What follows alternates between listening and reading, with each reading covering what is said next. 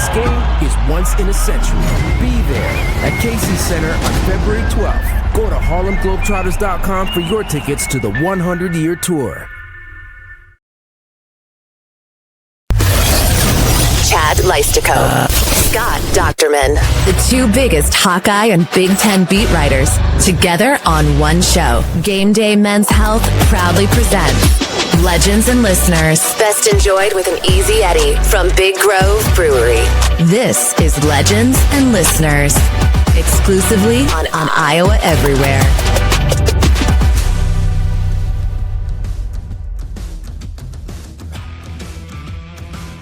Hey, Hawkeye fans, Big Ten fans, and Iowans everywhere. Whew. It is Conference Championship Week. It is Bowl Reveal Week, National Signing Day Week, Coaching Search Week, and, of course, the opening of Big Ten Conference basketball season, because why not? For the men and women, just a lazy first week of December. You are rolling with Legends and Listeners, episode 122. Coming at you in our usual Thursday morning home from the Channel Seed Studios, only on Iowa Everywhere. I am Chad Leistikow of the Des Moines Register. He is the equally busy Scott Dochterman of The Athletic. We are presented, as always, by GameDay Men's Health. How's your week going, Scott? Where's your attention right now?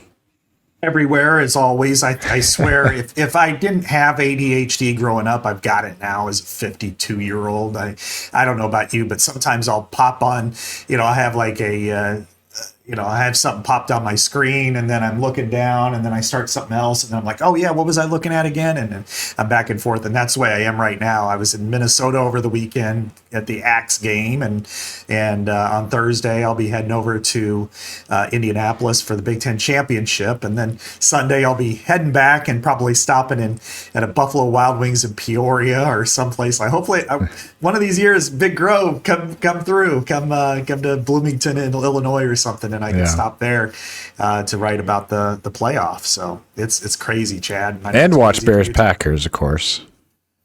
Yeah, and watch Bears Packers. Maybe. Won't get too riled up about that. We might not.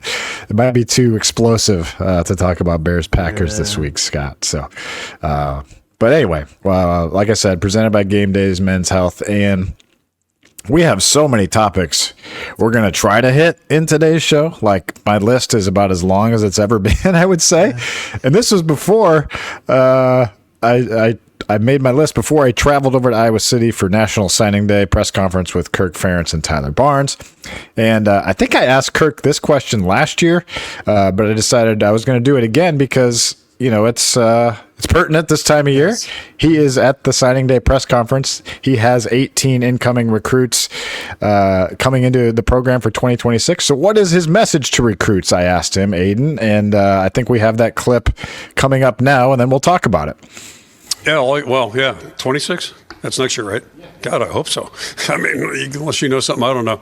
I just tell them the truth. I feel really good. I had no idea what it feels like to be 70. Now I do. However many months it's been, it doesn't feel any different than when I was 60. I feel good physically. I've got permission from my wife to keep doing this, and it's what I like doing. I really like enjoying it or enjoy doing it. Unless we just just screw this up beyond repair, which we're trying to do right now in college football. I don't envision stopping anytime in the near future. It's what I do. Don't golf. And when I did, I stunk. So I don't see going back to that. A classic Kirk Ferentz answer there, Scott. But so he's coming back in 2026. I asked, are you definitively coming back in 2026? And that's where that clip started. Like, you mean, 2026 is next year? Yes. So he will be back next year, Scott. Now, I am surprised how much this has taken off, honestly, because it was kind of a formality for me, but you also just want to get it on the record. But it's a little bit of news. So what are your thoughts on the whole deal? I'm like you. I'm not surprised because I've never been given any indication that he was even considering it at this point.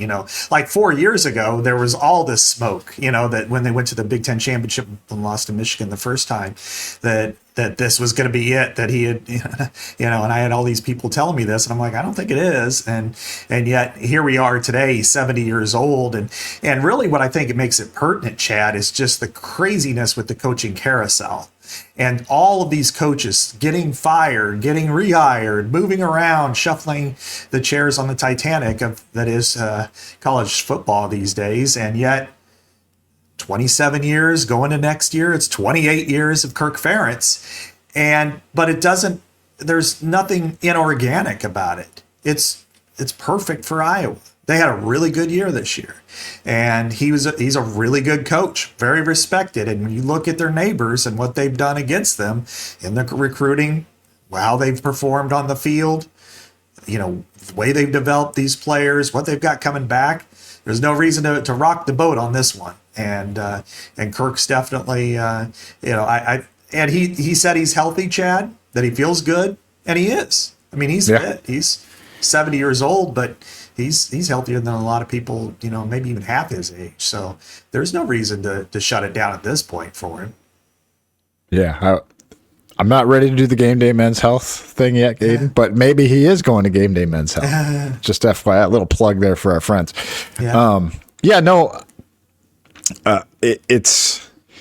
It would be odd to me, honestly, like to walk away at this point, because just think of the work that he's done to kind of rebuild this offense. And I know that it was hard digging out from going through what the whole thing with Brian and all that. And, I think that was one of the biggest takeaways of this year is that the offense continued to ascend. You could see where it's going. You don't quite have the quarterback exactly for Lester's system this year. Gronowski's been great. We're going to get into that in the Nebraska recap. But, that you can see that it's kind of starting to come together.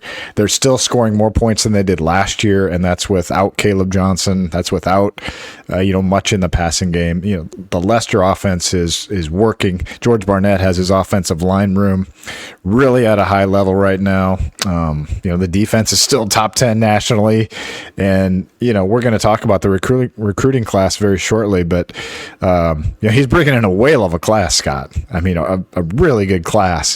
And he's got a great staff. I mean, we'll see if they all stick around. Most of them usually do. But really, and he's making $7+ million a year. So honestly, like, why would you walk away at this point? So I didn't really think it ever really made sense for him to, but it's always just going to be, he's always said it's just going to be about when he has that feeling. And it never seemed to have. This season, I just felt like, people I talked to, like even mid-season, was like, no, like nobody thinks he's slowing down. And he said he also said as part of that answer, I'm not really slowing down anytime soon. So this could go for a little while. Yeah, absolutely. And I mean, I think the interesting part about this is you look at all the different facets of what makes a program strong. And it's not just success on the field, it's success off the field, it's success with recruiting, it's retention, development, all those types of things. And Iowa is at a really high level. They are, 10 years ago, they went to the Big Ten championship game, and that was kind of new Kirk. But, over the last 10 years, this program's healthier today than it was 10 years ago.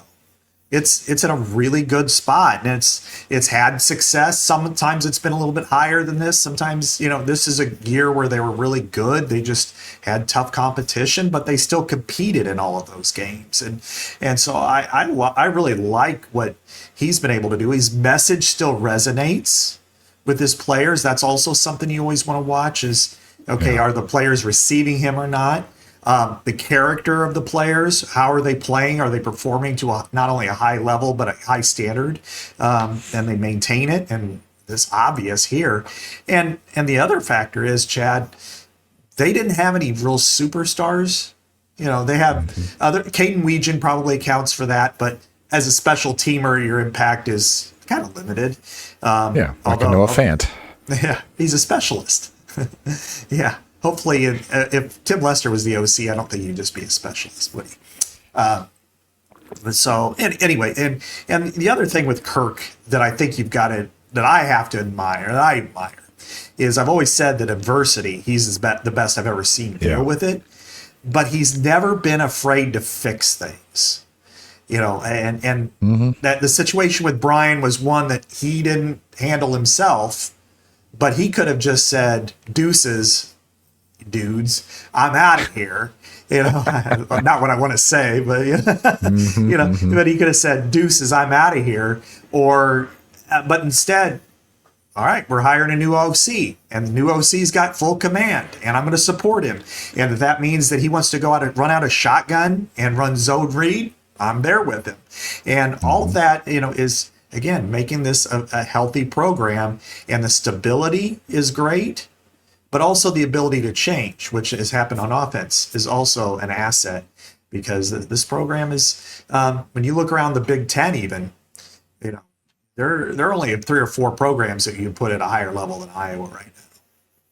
Well, I would argue, as you were talking there, I would argue that his message almost resonates more right now than most other places. I mean, I think from talking to, I talked to Tyler Barnes before they did the press conference. I did a little podcast with him that'll air soon on Hawk Central. But I was like, how's his message received? At age 70, and it's just like, I mean, look around, like, and this was kind of a nutshell of his answer. I'm not saying like you should just buy it hook, line, and sinker, but it resonated with me when he said it. He was like, look around. I mean, his contract goes through 2029. You don't know if the next coach that you're signing up for is going to be there next year, but our guy's been here 27 years, and things aren't changing right now. So I think a lot of young men are buying into that right now. It really is a pretty fantastic group of guys that they put together. I mean, we interview these guys every week, 8 or 10 of them.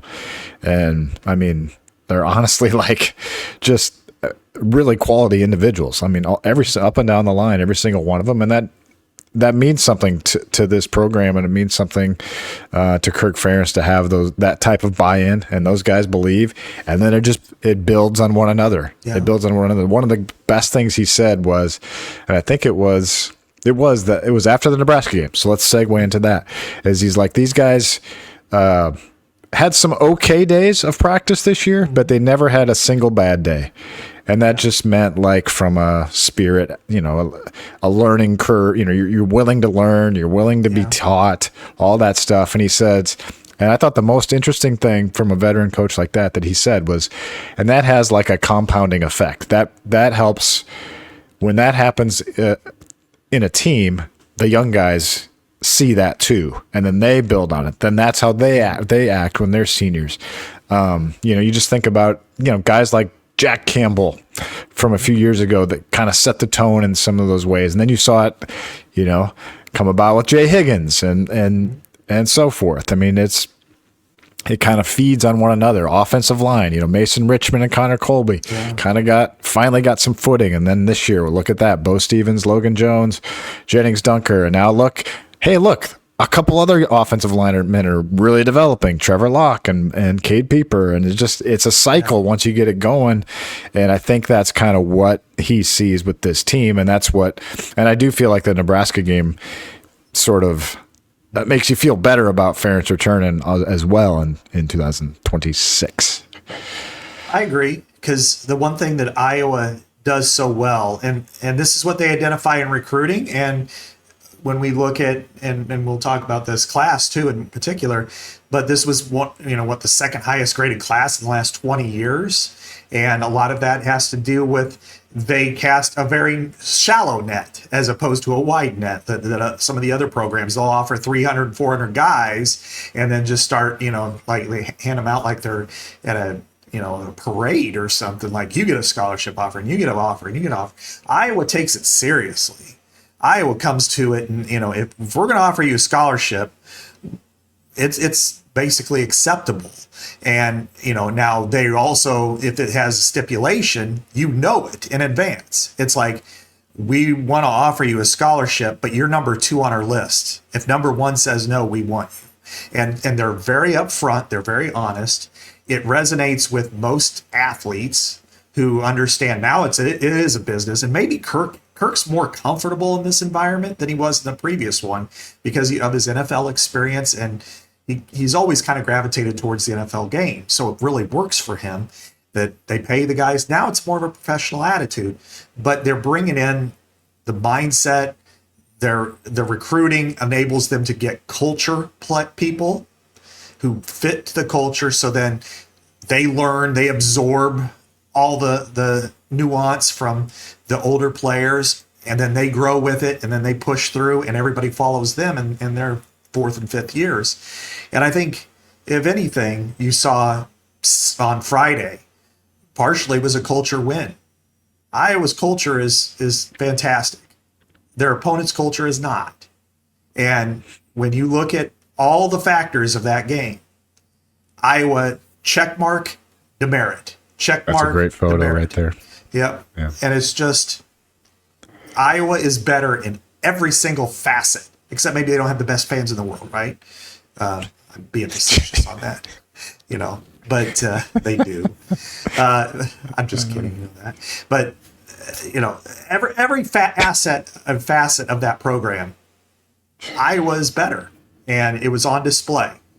And we can go up and down the lineup. And so I think it's a team win. It was a culture win, and it was done in violent physical fashion, which Nebraska has yet to match. Not since it's joined the Big Ten. Yeah, I mean, it's hard to ignore the facts. I mean, it's 7 straight for Kirk Ferentz now in Memorial Stadium. Pretty remarkable for any team to do that. And it's the rival that's supposed to be even with you at best. And so the Hawkeyes have now won 10 of 11 against the Huskers since that 2015 reboot, since the Sean Eichhorst comments of had to evaluate where Iowa was as a program. And it was probably the most fun rewatch I had of the year for DVR Monday, because it was just a really, really good team performance, because you had Cohen Entringer was out most of the game. TJ Hall did not play.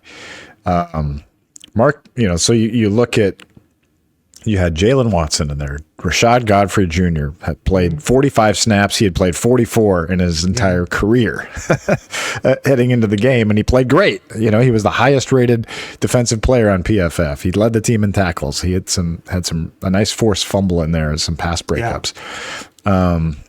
Deshaun Lee. I mean, remember we were talking, early in the season, like, oh man, that's a sore spot right now. Like, you don't even notice him anymore. He's playing really well. He's playing, and Zach Lutmer, his arrow keeps going up. And it was nice to see Wampa just continue to kind of finish strong. And they kind of dialed in the linebacker stuff where they rotated Harrell in the 40 defense and Montgomery in the cash. And then on the flip side of the ball, Scott, Mark Gronowski, I thought it was probably his best game as a Hawkeye. It's a good way to go out. He really had no inaccurate throws. He had some throwaways, but they were kind of like Caleb Williams throwaways where he escaped trouble a few times and just got rid of it. Like, hey, didn't take a negative play. Not one negative play really from the quarterback. And of course he scores 2 touchdowns as well. Reese Vanderzee, what a catch. You saw a wave of running backs. And then how about, DJ Vanami? I mean, he ends the regular season, Scott, as their leading receiver yardage wise and tied for the team lead in receptions. So just a lot of really good stories that emerged in that Nebraska game. And then I thought the funniest part rewatching the game was, after Nebraska recovered the kickoff, where it landed short of Weechin and they ended up going ahead 13-10. Their special teams coach was going absolutely ballistic. Honestly, like they had just beaten Ohio State to win the Big Ten championship. That type of reaction.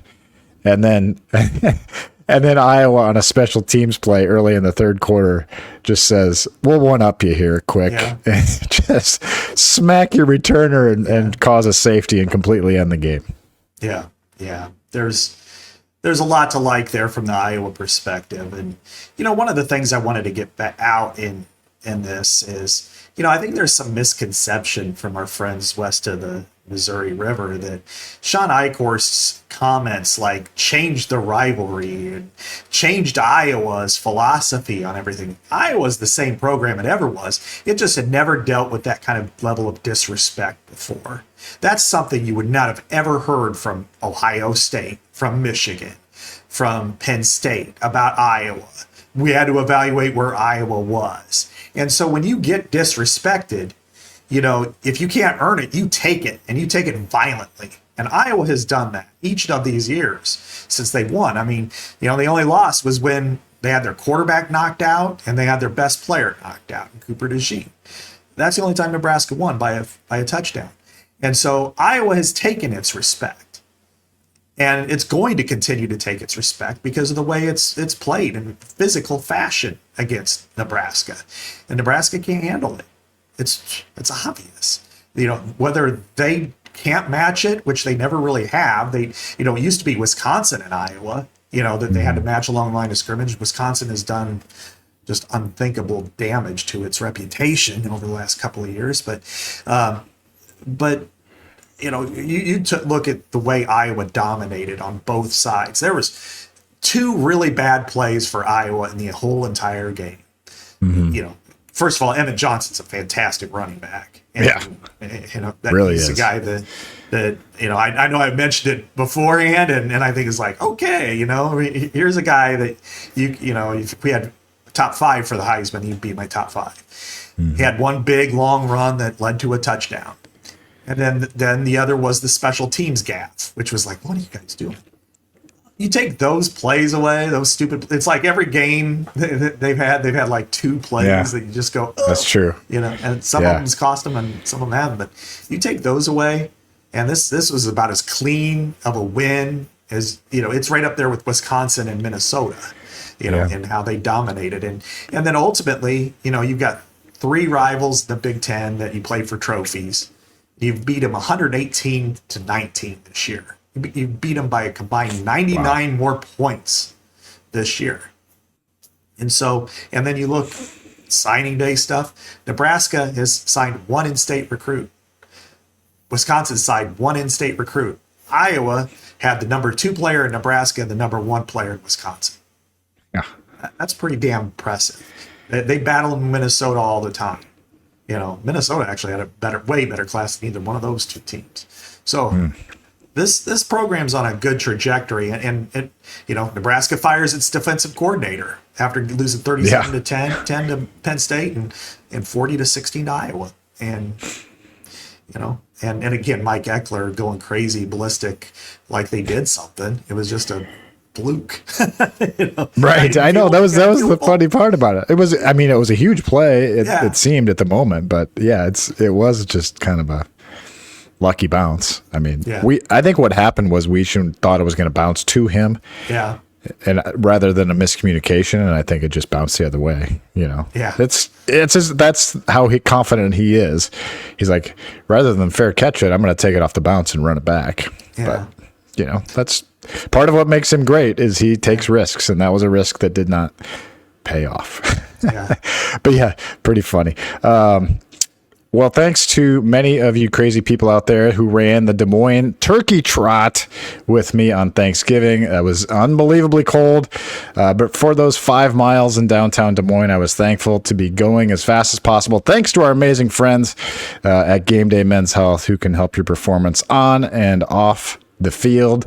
They help you in all areas of your life. And one of the things that their testosterone replacement therapy does, in addition to, give you a boost of, testosterone, obviously, but it helps your workouts and all that, but it increases your mood too. And it just helps you, honestly, it just helps you eat a little bit better. I just feel like It just balances you out, like you're in your 20s again, like we've said many times. After I posted my time and finished, someone in the comments on Twitter said, "Man, I better go to GameDay Men's Health." And I said, "Damn right you should. Get connected with GameDay Men's Health for a private, no obligation, free consultation by visiting GameDay Men's." Oh, look at the Aiden dug it up.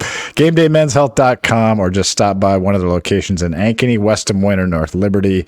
And also, of course, in Naperville, Illinois, where hopefully they're playing the Chicago Bears fight song.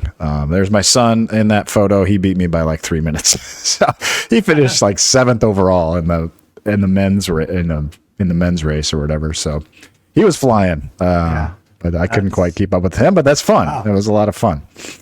Man, it was so cold down there. There was like thousands of people down there. It was nuts. I can't believe how many people were out there. Well, hopefully in the Naperville office, they're playing. It's the 40th anniversary of the greatest rap video. Oh, that's right. and like our friends from Nebraska, I have VHS tapes still. And this one happens to geez, Scott. This has to be the Super Bowl shuffle. That's awesome.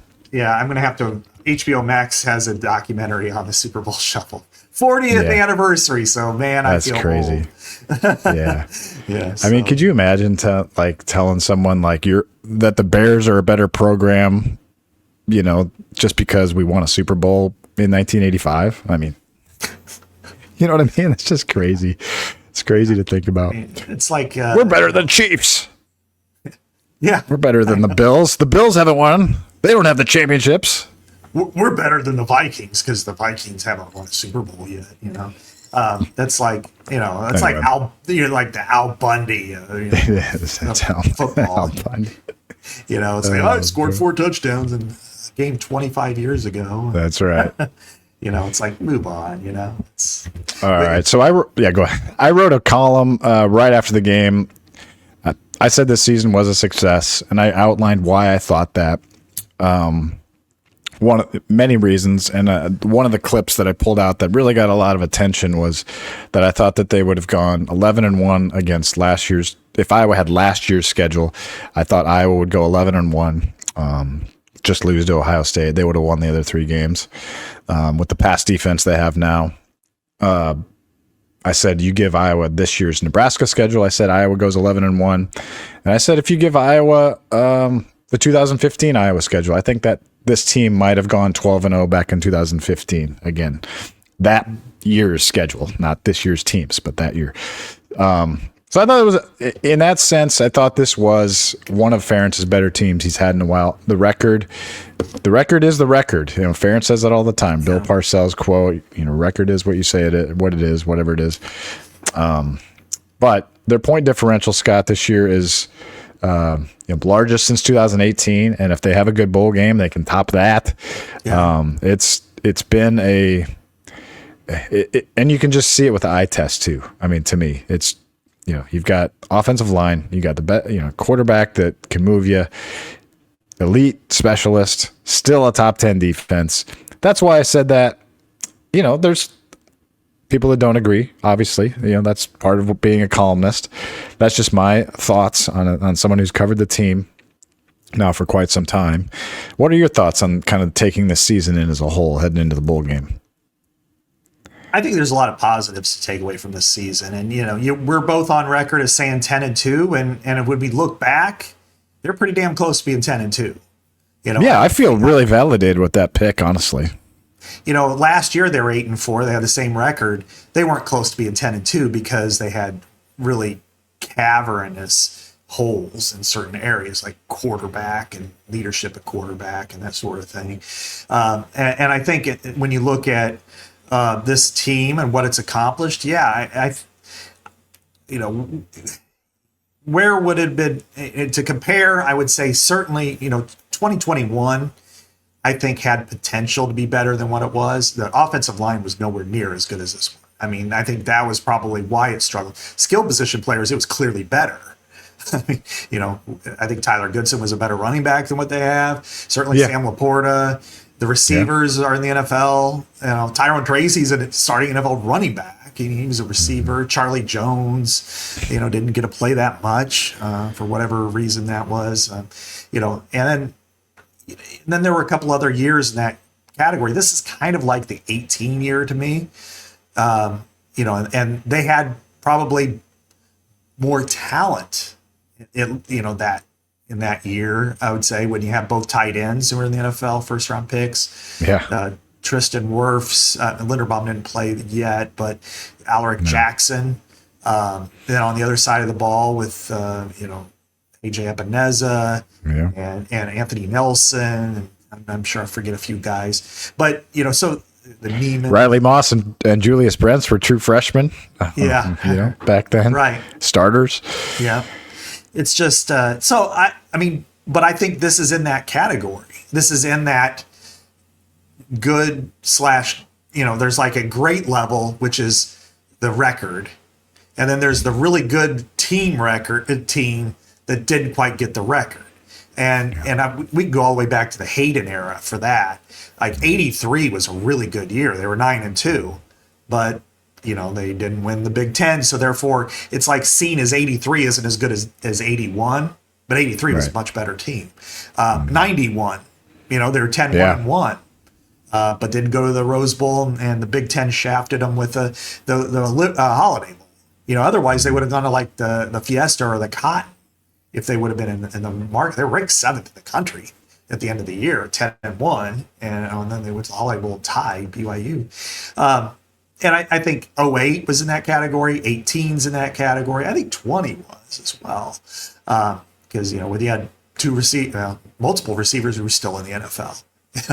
Amir Smith-Marset, Brandon Smith, Tyrone Tracy, Charlie Jones, Tyler Goodson, Sam Laporta.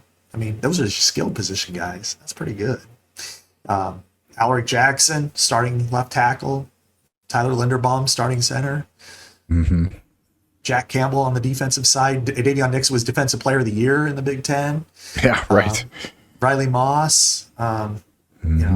There's some really good players there. So I would probably put 20 just slightly above this, but overall. Yeah, but that whole year is so weird though. But yeah, you're right. Talent wise, that would have been a really good team. Yeah. And I think by the end of the year, they were on par. They could have competed with Ohio State. But even so, that's, again, neither here nor there. I like this team. I think this team's played really well. It's the best 4-loss team in the country. The committee obviously agrees. Yeah. It puts them in the rankings at 23, and it'll have a chance to play a really good opponent in Tampa. Yeah. In the LiveQuest Bowl. What are the odds it's in Tampa, Scott? Somewhere between 99.8 and 99.9%. Okay. I hope you're right, because I already booked my trip. I can say that, what I can say a little bit is that the Big Ten has told the Citrus no on Iowa, because Iowa's already been there twice during this cycle. Mm-hmm. And Iowa's clearly the best Big Ten team, since USC doesn't count. It's the Pac-12 still in that deal. Iowa's clearly the best team left. They haven't been to Tampa in 7 years. They're right. Illinois was in Florida last year, so yeah. I mean, I think they would love to go back, and I think if they could get Vanderbilt, that would be an amazing matchup too. And that's kind of, I don't know if it will be, but that seems to be the most. I don't know. Who knows how the SEC is going to shake it out? Mm-hmm. But it would feel like a pretty good New Year's Eve day game for the SEC non-qualifiers. They're going to have 5 teams in the playoff probably. And I don't know I assume Pavia would play. I mean, that would be a pretty great challenge for the Hawkeyes if that's the case, because they're 14th in the country. And guess what? You get another shot at a ranked win. Almost no matter who you play, it's probably going to get a shot, but probably at a ranked, and that ranked opponent streak. So a lot of exciting stuff, honestly, to look forward to. I know it's not, it's not the playoff. I wanted to ask you this, though, quick before we move into the recruiting. Like, seeing the playoff rankings last night or Tuesday night, there are 10-2 teams that are on the outside. Do you think if there they are, Aiden put them up, based on how this has shaken out in reality, Scott, let's say Iowa had beaten Oregon and beat USC, finished 10-2. We said back then that would definitely get them in. Do you think that they would be in that top 10 right now? Because this is a tough top 10.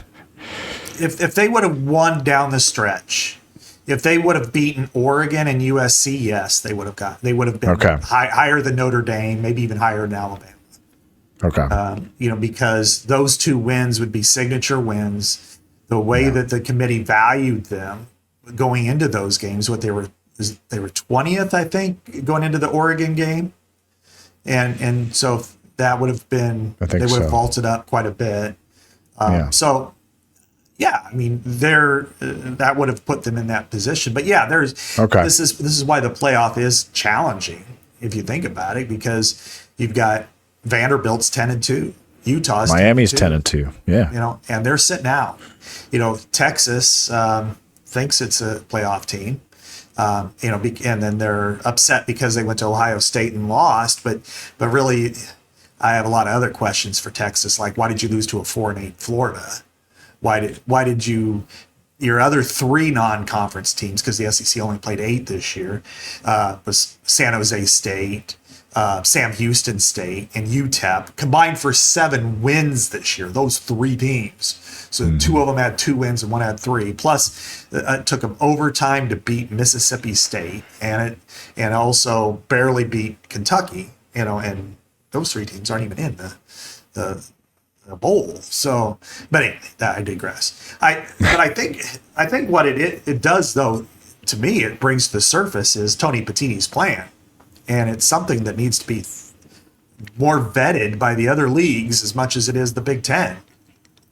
Because if we were talking about right now a 3 versus 6, 4 versus 5, and the winners go to the playoff, Iowa's in that. Iowa's 6th. Iowa's 6, yeah. And they would play at Oregon, which would be a challenge, as we know. I don't know if you want that. Would they do but they would do a rematch though in that case? Yeah. In Petitti's plan, okay. Yeah. All right. Yeah, 1 versus 2, 3 versus 6, 4 versus 5, unless they adjust it. They have no plans to do that. I mean, I think what I'd like to see would be more like Michigan, Iowa. I think that would be kind of fun. Right. But then it'd be Oregon, USC, and they just played 2. So, the other way, and this is more my idea and not theirs, is just have a matchup week to finish. The regular season just ended at 12 games, and then match up opponents that are similar in record, and then that gives you kind of a boost as far as your wins go. So like this year, that might be I don't know, like Nebraska's playing Oregon and Michigan's playing Iowa, or Illinois is playing Iowa, and just something like that where it's like, okay, now you get an extra chance to boost, and they're not playing an extra game because there's a real chance this playoff goes to 24 teams.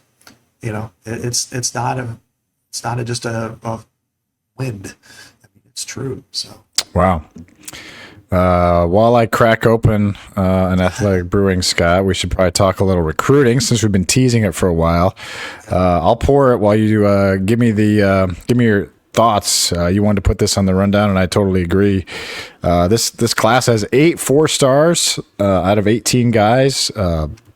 12 of the 18 scholarship guys are enrolling early, plus 2 preferred walk-ons, so they're getting 14 early enrollees.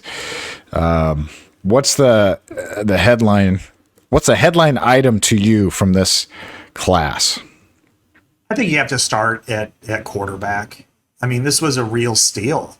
Traydon Bessinger from Utah.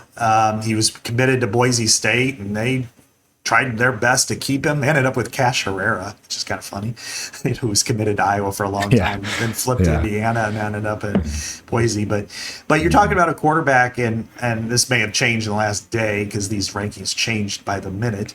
Yeah. But both 24/7 and Rivals composites had him at 140 and 146 overall, the 11th best quarterback in the country. And you're talking about a guy who decided to pick Iowa November 8th. Yeah, and it was also Minnesota was heavily involved, but his visit day was the same day Iowa annihilated them. So, oh yeah, right. So that kind of helped Iowa. Good timing, and it hurt them. But this, he's 6'4", 6'5", 205, big physical guy. Kind of built a little bit like, I would call him more like Drake Lindsay from. I thought you were going to say Drake May. Okay, darn. I want to lower expectations on quarterback, Chad. It's Iowa quarterback still. Let's be careful. But he's got a big arm. He's got a good arm, and he can make all the throws you ask him to do. I mean, there might be some comparisons with Spencer, and body wise, it's kind of there. He's a much more agile quarterback than that. But he's not like a true runner. He's a guy who can move, but he's not necessarily a runner. And so I think when you look at, a couple months ago, I'm going, are they even going to get a guy, in this class? And then to pull out this guy who's, again, sub 150, definite 4-star, the highest ranked player in their class. Yeah. I think that's pretty damn impressive. Yeah, it sounded like he talked to Tim Lester for about 4.5 hours. And was sold on Lester. It's just yet another sign that it does feel like there's some momentum on the offensive side of the ball, recruiting wise. So what I have here, guys, is a Wits Peak from Athletic Brewing Company. I've had this one before on the show. It is a Belgian style white with the Athletics touch of explosive citrus and coriander notes. Athletic Brewing Company is America's largest dedicated non-alcoholic brewer. And as a non-drinker, when I have a choice, and I truly am not just saying this because they sponsor the show, I truly do always reach for Athletic Brewing products. Athletic Brewing is fit for all times. And I know you got resolutions coming up, so why not start now? Visit their wide variety of products at athleticbrewing.com while I take yet another great sip. It's just so smooth. It really does taste like the real thing, just no alcohol. Go ahead. If you do want real alcohol, the best place to go is Big Grove in the state of Iowa, and there's 4 great locations inside Iowa. You got to go to the OG. Let's start with Solon this time around. The OG. Work our way down to Iowa City and South Iowa City. Great location. Des Moines, perfect for your Christmas parties coming up, and then of course, Cedar Rapids, right by the Pickle Palace, right there on the Cedar River. It's beautiful. And if you're going to go to Big Grove, you got to start with your Easy Eddie. It's a hazy IPA. It's everything you want from your beer. And then if you want to experiment a little bit, they've got the Royal Eddy, which is an Imperial, and your Wild Eddy, the West Coast. I miss Royal Eddy. And if you want a little bit more of a citrusy taste, you got your Citrus Surfer, which is a wheat, your Citrus Surfer Lime. All those. Now, for me, I'm not as much into the citrus, but I do love the neighborhood beer. I think it's fantastic, and it's really a smooth lager.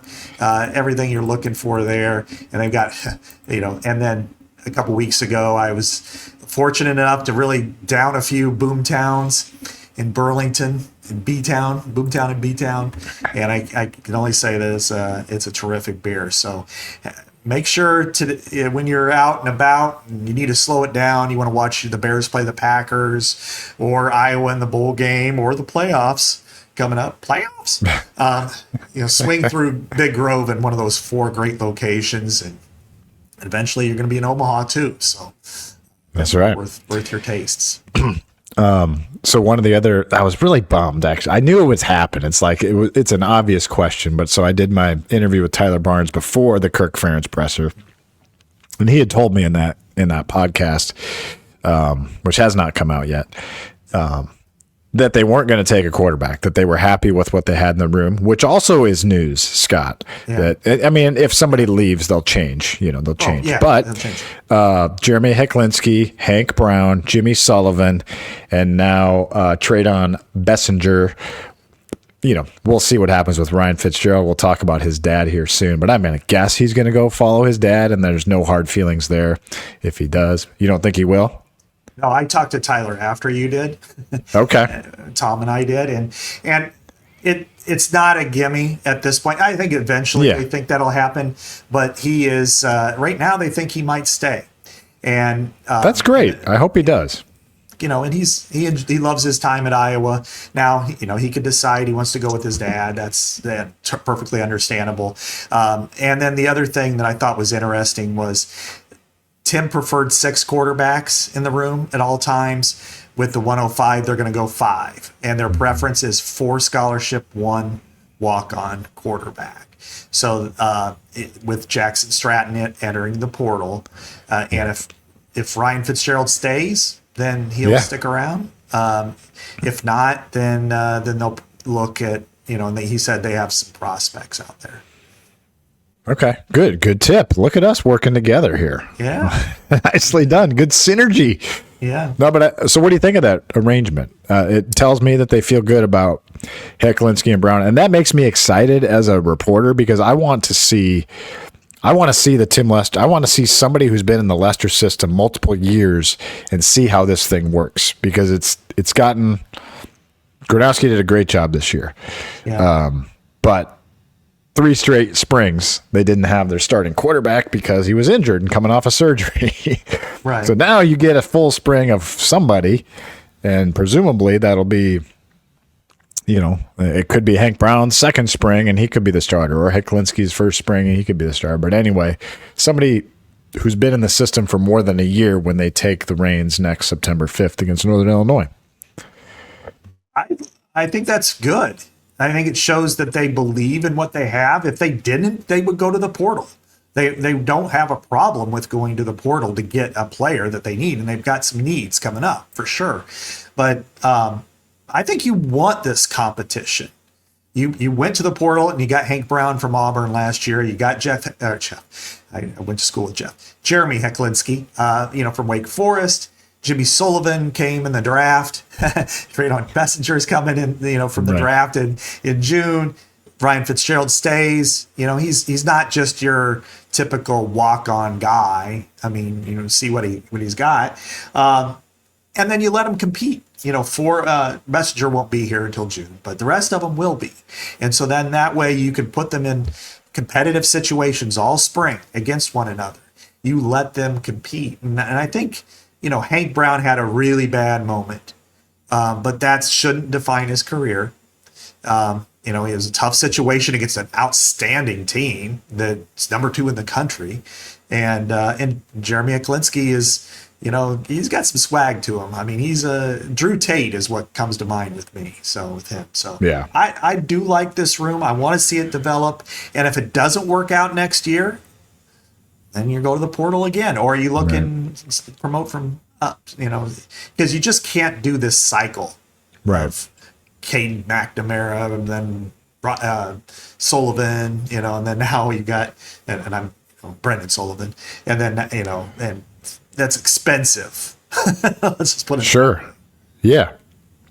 Yeah. A lot of people have said this is kind of like a rookie quarterback deal. If you can keep these guys, 2 young guys that are unproven, don't cost as much, presumably. And, I just want to see it play out. And that tells me that they have confidence in these guys. December is going to be a big month for both of them. Now, if they both look like bleep this month in practice, maybe they will change their mind. But I think they feel, I know from what Tyler said, I know from talking to Lester a little bit, they feel pretty good about what they have there. And, it's just smart. It's smart process to try. Because if you can bolster everything else and have a quarterback that can come along, let's say it's Hecklinski. Yeah. Could he be he could be a 3-year starter. Right. Can you imagine him in the 4th year of a Lester system as a senior? That's that's the stuff you can build for, and that's what gets you excited. And that's, I think that type of stuff is why I don't think Kirk Ferentz is going anywhere soon. It's just, it's fun, it's fun to see what's going to happen here. So I like it. And, anyway, I'm excited that Fitzgerald's staying. He's going to get spring reps. I hope he does. Yeah. Very cool. Anything else recruiting you want to talk about? There's a lot of guys on here. 5 O-linemen, 3 linebackers that are studs, 3 receivers. They hit the mother load at offensive line. I mean, this is a huge group, literally and figuratively, and what all of them but one is going to early enroll. I don't have it written down which ones here yet, but to be able to get the guys they did. I mean, Nielsen from Waterloo is a left tackle. He's a guy that, maybe it'll take him a little bit of time, but he's certainly got the build. He's got the ability to do that. Parliament and Riordan are phenomenal, so man. I like this group, and then the guy that he just picked up, Jack Janda from Detroit, he was going to Wisconsin as a tight end. You flip him, he's going to play defensive line for you. The Logan Lee comparison is pretty apt with this, and that's really important, because if there is a weakness in this team right now going forward, and Tyler did discuss that today, which is defensive line. I mean, you're losing all four starters plus a rotational guy, and even though there's some, you're bringing back some guys I think have decent upsides. Brian Allen, of course, Bryce Hawthorne, Kenny Merriweather. And then you've got a lot of young guys, Yosei Epineza, and then the foursome that came in that are, redshirt freshmen now. They're going to need a little bit more and to win in the Big Ten. You just need it. And so I think, Tyler mentioned one guy inside, one guy outside is probably what they're looking for in the portal. And, and then the other thing that I noticed, what they've done, and now they've kind of made it somewhat of a policy, is when they go to FCS or even Group of 5 ranks for players, very, very rarely are they going to get late guys. Now, the portal period is in January anyway. There's no late one, but you might grad transfers kind of figure into that. But what we saw with like Bryce George, with Barros at corner, Iowa is so technically sound that it's really difficult for somebody to come in and play the way Iowa wants them to play with a very short period of time. And if you're taking steps up, if you're going from Division II to the Big Ten, it is really hard to do that if you're right in June. So if they're going to take an FCS guy, a Group of 5 guy, a MAC kid or something like that, it's going to be in the first couple of weeks in January. They're not going to say, oh, there's a grad transfer from South Dakota that wants to come here in May. Unless you know the kid, they're just not going to take that chance, because those guys didn't play this year. And it kind of ruined their year too. You kind of feel bad for them. Yeah. Well, the Iowa Wild have a couple big games this weekend. Saturday, December 6th, against the Manitoba Moose. There's a teddy bear toss. Fans are encouraged to bring a new teddy bear or stuffed animal to the game. There's the graphic there from Aiden. When the Wild score their first goal, fans will throw their teddy bears to the ice. All teddy bears will be collected as donations for the Salvation Army in their mission to help families and children in need this holiday season. For additional support, the Salvation Army will have red kettles available throughout the concourse where donations will be accepted. So that's going on Saturday at the Casey Center, and then Sunday, December 7th, also against the Manitoba Moose. Kids Takeover Day. Kids Takeover Day gives young fans the chance to help run an Iowa Wild game day. How cool is that? Kids will step into roles such as PA announcer, in-arena host. Man, this would be fun.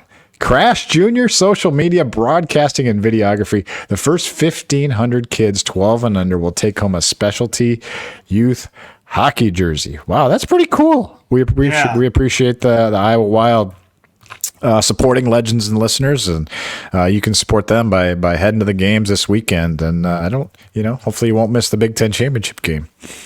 That would be something I would go to. The teddy bear toss sounds fantastic. Lord knows my daughter still has enough of those that we can.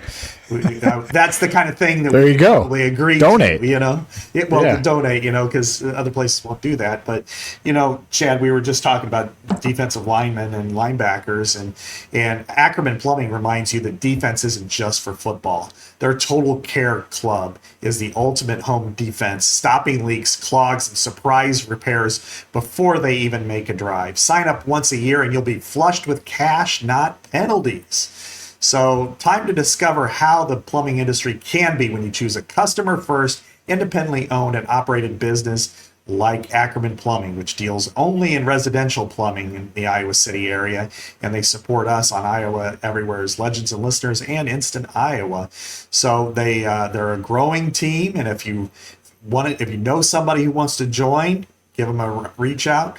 Shout out to the Ackerman team of Corey, Stacy, Aaron, and Nathan, and all the rest. So visit ackerman-plumbing.com for 5-star residential plumbing services in the Iowa City region. Awesome. Thank you, Ackerman, also for supporting our show. We're loaded with sponsors. That's because people love our show, and we love you guys helping us out. So thank you very much. Last thing on the portal, and I told this to Tyler in our podcast, so you guys will hear it. I said, if I was in your seat, I would be prioritizing a wide receiver and a defensive tackle, and I would pay big money for both of those positions. And I do think he wouldn't tip his hand. He said, "You'll see, you'll know soon enough," he said. So, but I think what Makai Lemon did to Iowa in that USC game made a big impression on Kirk Ferentz. And I think that they know they need a game changer at that position. I think they feel good at running back right now, as they probably should. I thought they could have been better there, but I really liked what I saw from Nathan McNeil against Nebraska, and I can envision a Moulton McNeil and whoever else mixes in there next year. But you got to get a receiver. You're losing 4 senior receivers as it is. I know you're bringing in 3 freshmen, but I mean, I don't think you can trot out Reese Vanderzee and no other proven guys. I mean, Dayton Howard played a lot, but not a lot of catches. He's been more of a blocker. So receiver is 1A for Chad Leistikow's general manager list, and defensive tackle. And I would like 2 of them. But Tyler says 1 inside, 1 outside. Those are my top 2: wide receiver, D tackle. Yeah, I would probably add defensive end at edge, because they didn't get as much from that position as they probably needed to, I think. And this year, the sacks were down. So I would throw that in there. Now, if you think that Yosei Epineza can step in and be like his brother, then maybe you can, see what happens. Same thing with, there's a lot of young guys at that edge that you feel like, okay, are they there or not? But in this era, you can't, you can be patient and you can rotate, but you can't bank on young guys just immediately making an impact. True. You've got to see them when they can do that. So, like Joseph Anderson has amazing physical ability. When will it catch up to being on the field? Is it going to be next year? Is it going to be the year after that? Well, you just can't bank on that right now. And so I would say getting in an edge guy, and that could be a sack guy at an FCS. Somebody, that, hey, they played really well in the Missouri Valley. That's good. But I agree with you that wide receiver, kind of a Z guy. Mm-hmm.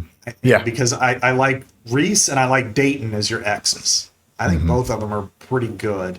And KJ Parker was supposed to be a guy, and too many drops. Didn't quite get there. Yeah. And Terrence Smith, we don't know anything about, I mean, he was an incredible athlete in high school, but redshirted. Jarrett Bowie, I don't think I don't even know if he's going to be around, so you've got, they got some work to do there. And I would agree that spend a little bit of cash, get your Z, and you're going to have to make sure you have depth too, because like with Reese getting that freak foot injury, it cost him half the season. Yeah, and he's had 2 of those, and that really hurt him.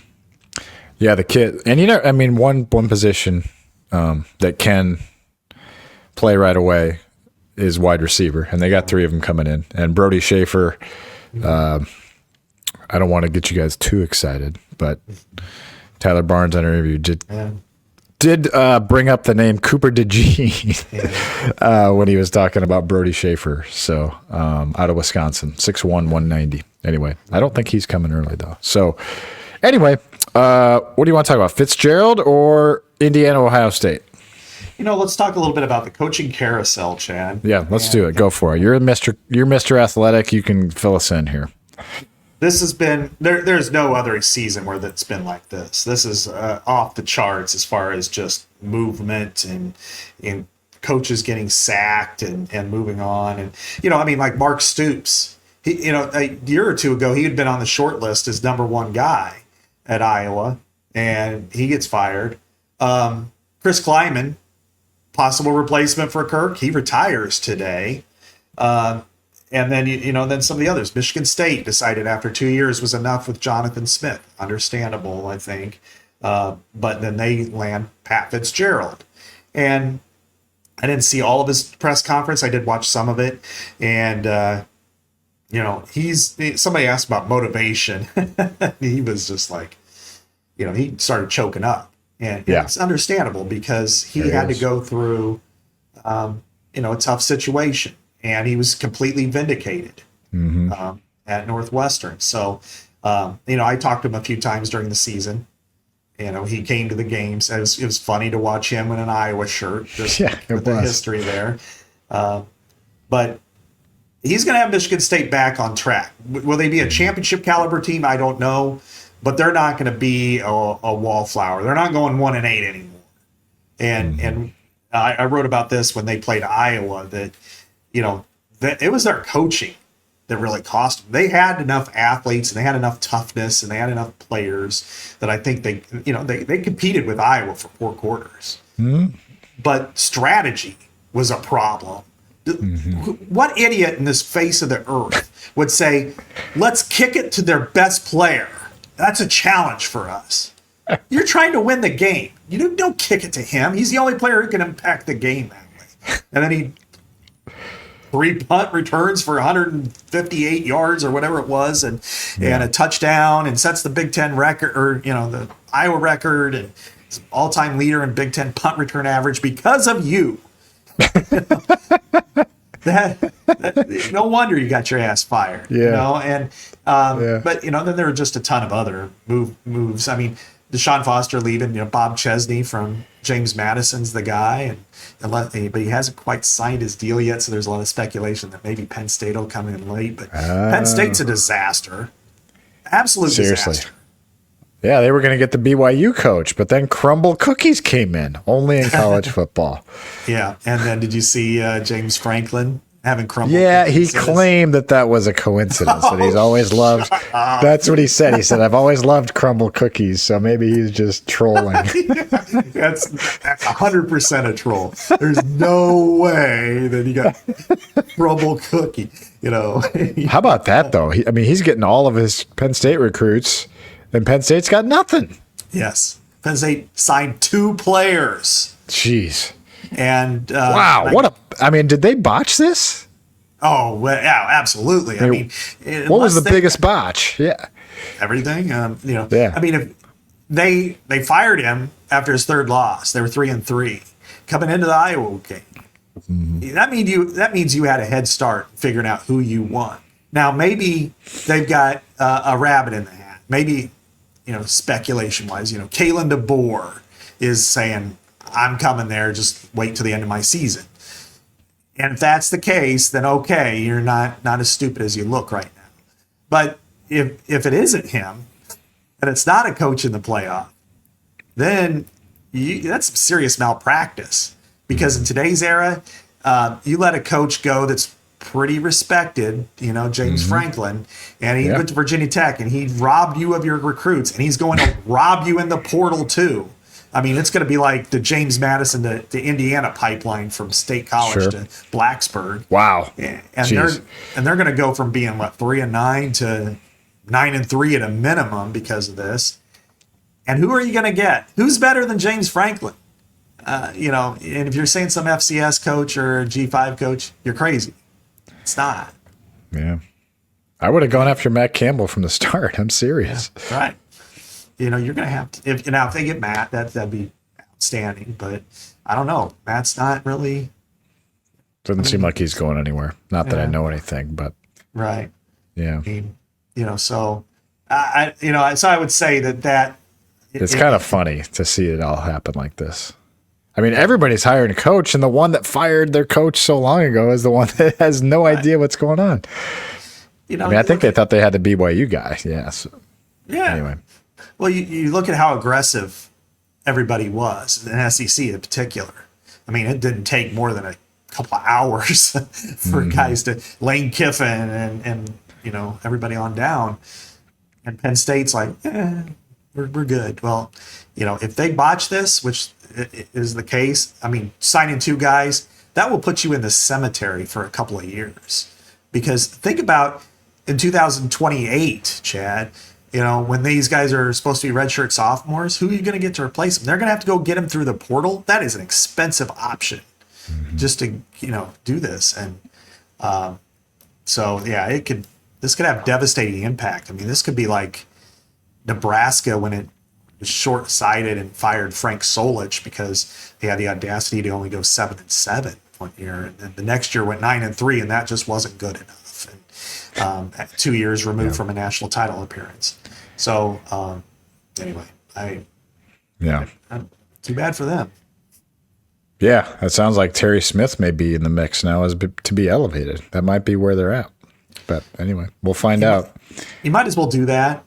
And if you make that mistake, then you can correct it fairly quickly. He's the type of guy, he's a Penn Stater, so you could probably get him cheap relatively. You somewhat keep your team intact.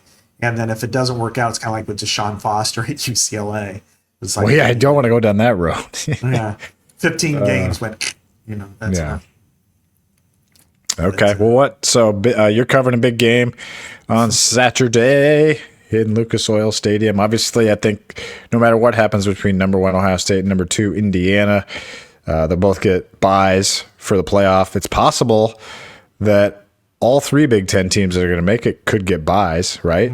If Texas Tech loses, right? Isn't that kind of the... Yeah, or Georgia, too, for that. Or Georgia, potentially, yeah. But anyway, Oregon's 5. I wouldn't mind being 5, honestly, because you're going to get a home game against someone you're going to shellac. Yeah. And then you get the 4. So, right. I mean, but anyway.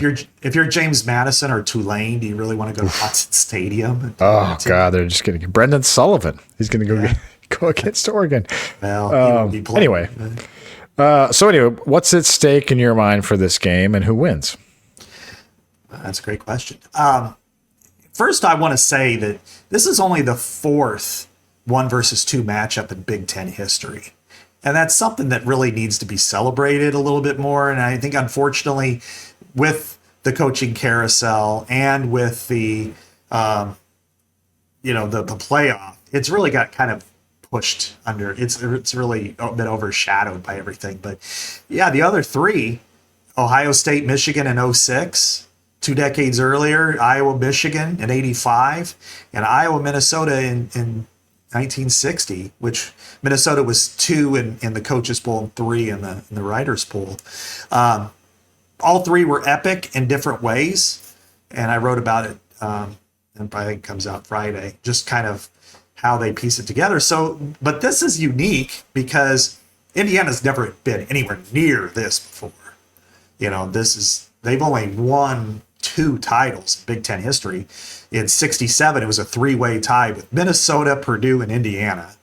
And then the next 13 years went Ohio State or Michigan. And then 1945, which is the end of World War II. And then Ohio State won the national title last year, but hasn't played in the Big Ten championship game since 2020. You know, the strike year. Yeah, right. The scabs. The COVID year. Yeah, right. Like 87 in the NFL. Yeah. But so they're kind of anxious about playing too. Now, Ryan Day was a little bit more like big picture, you know, like we want the number 1 seed overall. That's why we want to win. And it's understandable that the playoff. But this is still 1 versus 2 Big Ten championship. And this is easily the biggest game in Indiana football history. You know, so they're going to be committed, and it is in Indianapolis, which really is only 2.5 hours away from Columbus too. So the ticket prices, the highest average ticket before this was 2015 Iowa Michigan State. It was like $250 a ticket. This is like almost $400 a ticket. Wow. So it's going to be. They hit the jackpot, yeah. It's going to be off the charts when you start talking about Indiana, 45 miles from Indianapolis versus Ohio State. I'm going to go with the Buckeyes. Close though, not like last year. I'm going to go like 27-21. Sure. But I think these are the best two teams in the country. I think they'll play again. Wow, that'd be fun. I mean, if Indiana or whoever loses, I should say, doesn't fall past 3, and I don't think they would, then yeah, they would be lined up to potentially meet again in a national title game. So that would be a really fun bracket. I'll take Indiana. I believe in Kurt Signetti. A little hangover maybe from the Michigan game. Ohio State pushed all its chips into the middle on that one for sure. Indiana got the coast against Purdue. I mean, basically had a bye. And the nice thing is that both these teams do know that they get an off. They don't play the first round of the playoffs, so you can kind of go all out here, play if you're hurt a little bit. I think. I think they will go all out, right? I mean, it's 1 versus 2. So, I mean, this is the game of the weekend to me. Any other little playoff implications you want to talk about? I mean, we could probably talk for a half hour on the playoff rankings, but it looks like 3 Big Ten teams, probably 5 SEC, maybe. I don't know. I'm going to say Texas Tech wins, so probably 1 Big 12. And then Notre Dame, maybe. Notre Dame or Miami, potentially. And then maybe 1 or 2 group of 5. So it'll be interesting. But it looks like Vanderbilt will get left out. Texas will get left out. Yeah, and that's understandable. And then probably Miami at this point. I think, though, the committee looks worse this year than in most years. I usually give them the benefit of the doubt. And then this year I went through that process, and so I understand it. But what they did to vault Alabama over Notre Dame had made no sense whatsoever. I mean, Alabama, yes, it was a rival and they were on the road, but they won by 7 at Auburn, who is not a bowl eligible team, whereas Notre Dame has just rolled everybody the last month. There was no reason to move those two. And so, in fact, I almost thought Miami should have been ahead of Alabama. And then that way, Alabama, you win, you're in. If you don't, you're out. Now you can't do that. Because if Alabama, let's say Alabama loses 34-20, you can't move them out. Not since you moved them past Notre Dame. And if you do, there'll never be another championship game ever again. The SEC championship is gone. Because why would you play in it? You're in the playoff, but if you play this game, you're out. No way. We're not doing it. We're forfeiting. And so I expect, so the committee really put itself in a bind. If it would have moved, it kept Notre Dame the same at number 9 and moved, say, Miami to 10 and Alabama to 11, then you're saying that, hey, Miami, you just beat the daylights out of Pitt, who is ranked 38-7. And we're rewarding you for that. And Alabama, you win, you're in. But if you don't, you're not. Now it's like, Sure. They're in, basically. Yeah. Unless they get blown out. I think if they get blown out, but I mean, this committee could do anything at once. So yeah, and it's such a mixed up committee because Hunter Yurachek just makes. Gary got a pretty rough reputation for his 2 years as the chair, but Hunter Yurachek, he's taken the mantle. There's just a lot of inconsistencies. Yeah. And that's hard to read.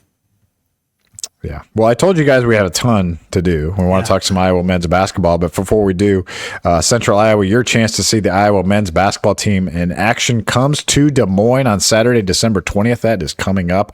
Hawkeyes will play host to the Bucknell Bison. Great seats are available by purchasing tickets at Hy-Vee Tix, TIX.com. And Iowa Everywhere does want to send you to the game at Casey Center. Enter to win a pair of tickets at our website, iowaeverywhere.com, where you can win a pair of tickets to the game, and we will throw in a $50 gift card to Big Grove Brewery as well. Winners will be announced and notified on December 12th, so that's coming up, folks. So get in the contest. Go watch the Hawkeyes. You just hope that they perform better than they did Tuesday night, Scott. Hawkeyes with the first loss of the Ben McCullum era. I think might be one of the tougher games they play all year. Next Thursday in Hilton might be the other one. Other side, like the two most toughest games of the year.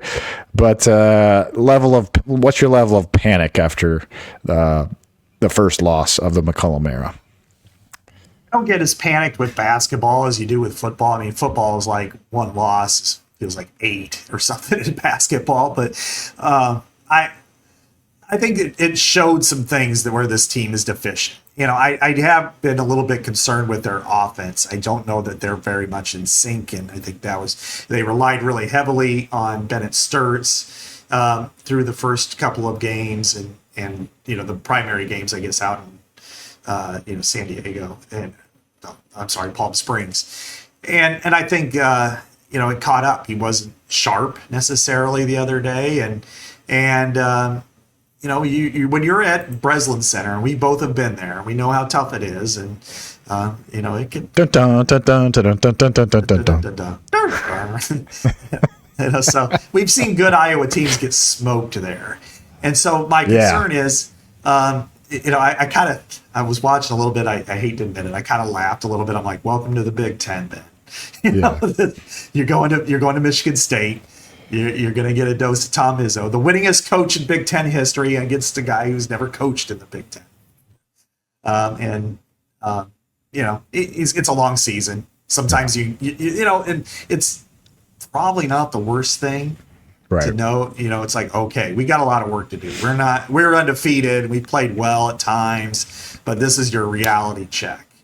And a week from now, you're facing a team that just set its school record 132 points in a game on Wednesday night. Yeah, Iowa State, yeah. Yeah, so jeez. That's a really good game. Who has an outstanding game against Purdue on Saturday afternoon. So I'm like, damn, maybe I should go to that. Over Indy, Yeah, there you go. But then ultimately sitting around the hotel will win out. But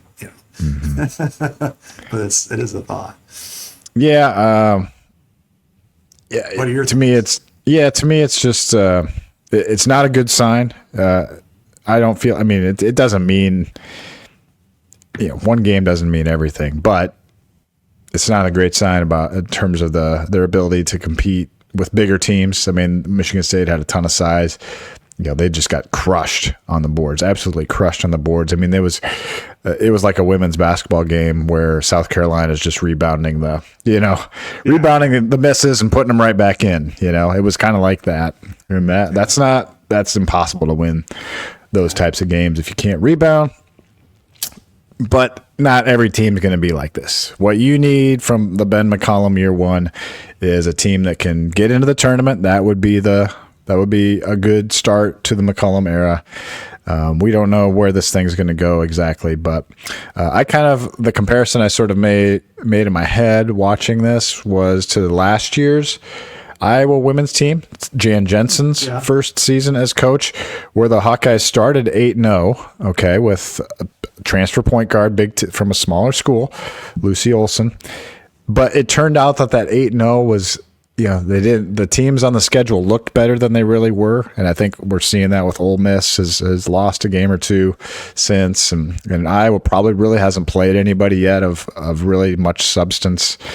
And then they got humbled a little bit last year against Tennessee, and it just took a while. But once they did get it all figured out, it was pretty fun to end the year. So I think that in my mind is kind of where I feel like this could be going, that type of direction. There's some excitement, there's some newness to it.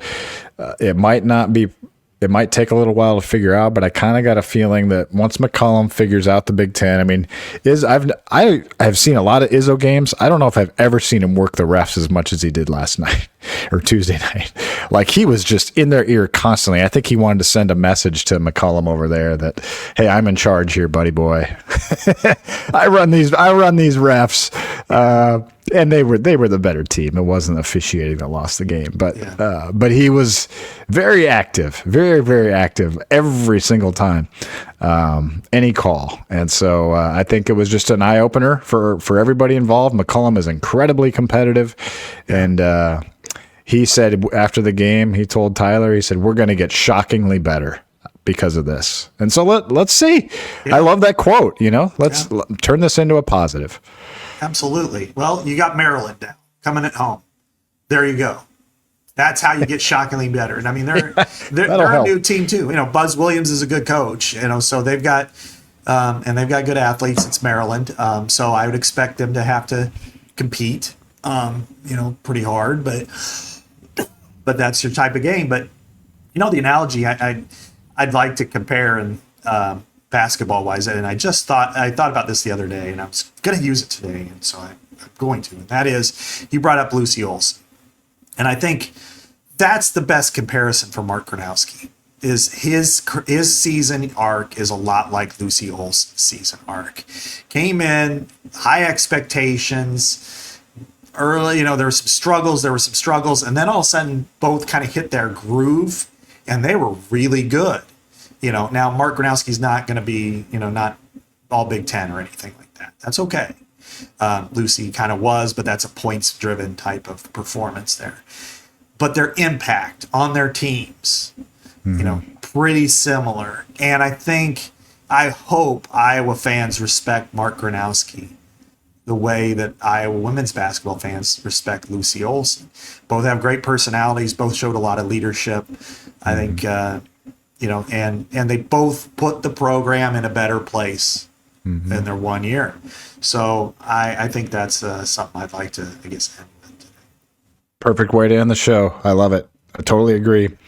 Thanks, Scott. Good show. Sorry we went long, Aiden. Are you still with us? I hope you are. Well, if I hear exit music, I know we're doing okay. There we go. All right. Yeah. Chad Leistikow and Scott Dochterman. We'll catch you next week after the bowls are announced, after the Big Ten Championship, every Thursday here on Iowa Everywhere.